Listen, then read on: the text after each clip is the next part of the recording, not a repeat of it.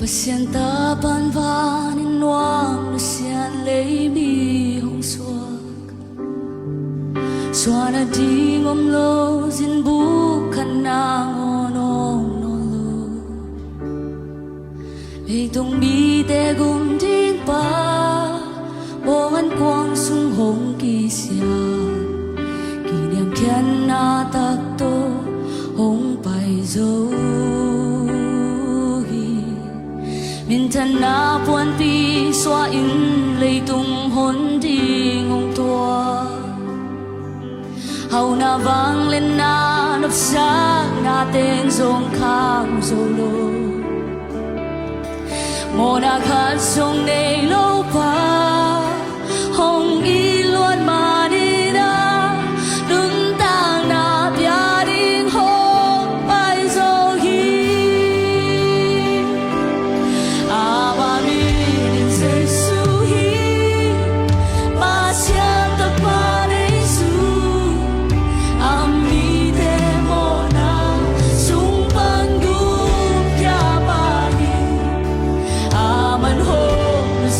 Hãy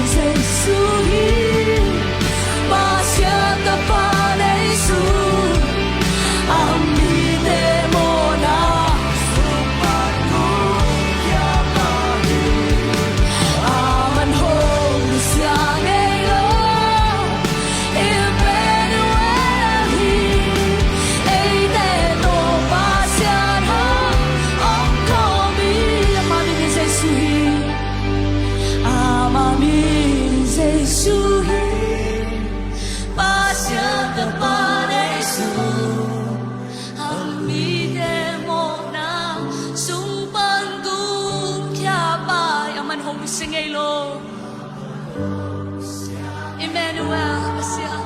Emmanuel, ei te toma siano kanila ya maminin sa isuhi maminin sa isuhi pasya